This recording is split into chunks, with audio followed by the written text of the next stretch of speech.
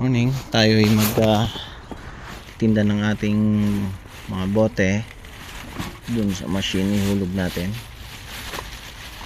Yan, naka-ready na itong mga bote natin, no? Yan, hulog natin dun sa machine, no? Ito yung mga bote natin.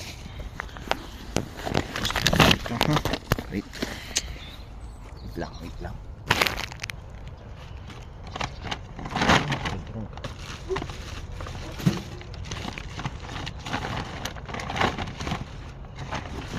Okay. Gawin natin mga can. Ayan. Ay, dagdag natin dyan mamaya. Okay, let's go. Marami pa dito.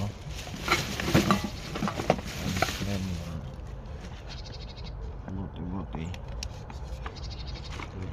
At mamaya ulit natin dyan. Next time naman yung iba. Let's go. Pupunta ng bedroom ka grocery store para ihulog natin itong ating mga bote. Pambili ng bigas. Alam niyo ba yung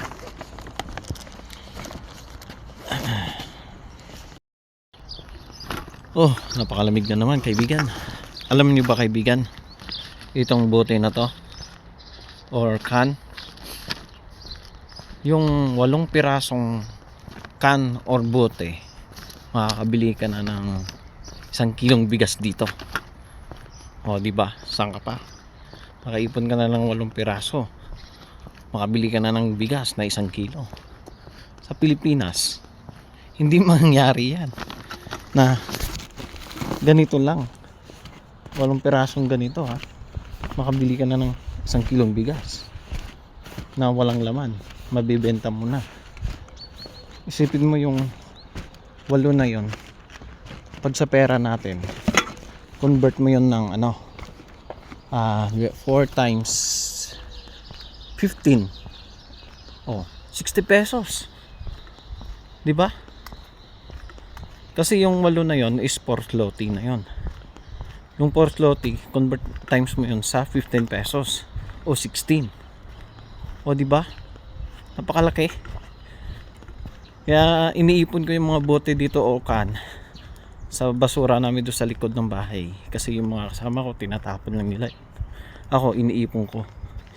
Ihulog ko yan. Yan, mga plastic bottle, water bottle, mineral water, yan. Mamaya, pagdating natin doon, papakita ko kung paano na ihulog, tapos yung ticket ibibili natin sa grocery. Okay? Mga kaibigan, andito na tayo sa grocery. Yan yung grocery. Ngayon pupuntahan natin at ihulog natin doon sa machine na yon yung ating mga bote tsaka can na naipon natin. Okay, sana mayroong minsan kasi puno to eh. Pag puno naman may nakasulat naman siya, pero ngayon bakante siya. Pwede natin siyang hulogin. Yan, tawag yan birut upukaban. Birut upukaban. Yan, kaibigan, ihulog natin siya dito, no? Okay, wait lang, ha. Yan ang machine. Ito yung mga can. Yan. Okay. So, you drop this. Dapat itong kaibigan, itong yung mga code nasa taas. Ayan.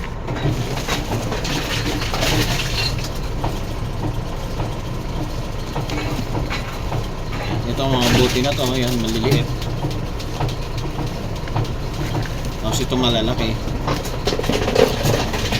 Uhulog natin yan.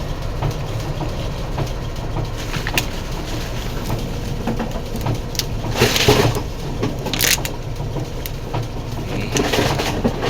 Yung barcode kasi dito, yun ang binabasa niya, yung barcode.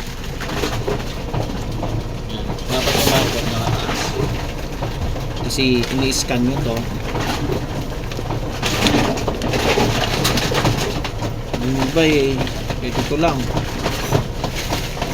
Mga 8 piraso ka lang sa isang linggo, may 1 kilong bigas ka na.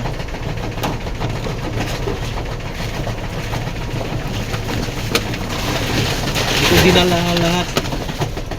Kasi next time naman yung iba.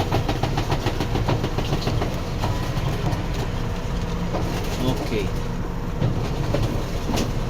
Ngayon nakabenta tayo ng 4.5 zloty.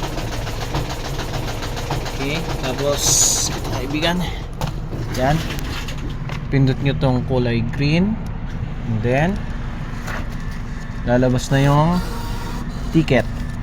Okay, naman, yan o, nakabenta na tayo ng 4.5 zloty. 1 kilong bigas na ito mahigit, kaibigan. O, diba? Ganun lang ka-easy. Pera kagad, bote lang, pera na.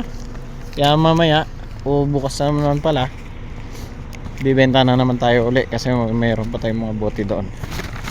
Okay, goodbye. Yan kaibigan, bibili natin yung 4.5 zloty na bote natin dito sa halaga ng manok na nabili natin na 6.58. Bali magdagdag lang tayo ng konti, 2 kilo na yan. Yan o, 2.9 kilo, 200 kilograms. Yung 1 kilo dito is 299. Yan, 2.99. Bayad na tayo.